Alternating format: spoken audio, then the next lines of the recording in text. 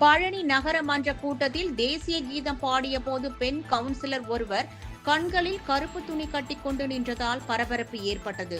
திண்டுக்கல் மாவட்டம் பழனி நகராட்சியின் மன்ற கூட்டம் தலைவர் உமா மகேஸ்வரி தலைமையில் நடைபெற்றது. இந்த கூட்டத்தில் பல்வேறு தீர்மானங்கள் நிறைவேற்றப்பட்டன. கூட்டம் முடியும் தருவாயில் 25வது வார்டு அதிமுக பெண் கவுன்சிலர் ஜென்துல் பிரதோஷ் சென்னை அண்ணா பல்கலைக்கழக மாணவிக்கு நேர்ந்த பாலியல் துன்புறுத்தல் சம்பவத்தை கண்டித்து பேசினார். அதற்கு திமுக உறுப்பினர்கள் கடும் எதிர்ப்பு தெரிவித்து வாக்குவாதத்தில் ஈடுபட்டனர்.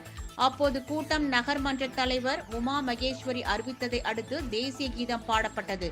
அப்போது அதிமுக பெண் உறுப்பினர் கருப்பு துணியால் தனது கண்களை கட்டிக்கொண்டு எழுந்து நின்றதால் பரபரப்பு ஏற்பட்டது. இன்றைக்கு நடந்த நகர்மன்ற கூட்டத்துல ஒரு பெண்ணுக்கு நடந்த அநீதியை கேட்டதுக்காக பேச்சுரிமைன்னு பேசினாங்க.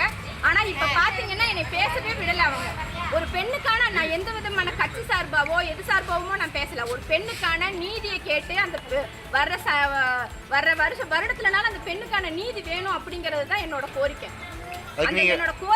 என்னோட கோரிக்கைக்கு அவங்க பாத்தீங்கன்னா எந்த விதமான பதிலுமே அவங்க சொல்லல, எதிர்ப்பு தான் தெரிவிச்சாங்க. எனக்கு தேவை எந்த ஆட்சியா இருந்தாலும் சரி, தப்பு செஞ்சவங்க தண்டிக்கப்படணும். இது மட்டும்தான், ஒரு பெண்ணா தான் நான் இதை பேசுறேன். நீங்க கருப்பு துணி கண்ணில் கட்டிக்கிட்டீங்க. இதை கண்டிக்கும் விதமா நான் கருப்பு துணி கட்டிக்கிட்டேன்.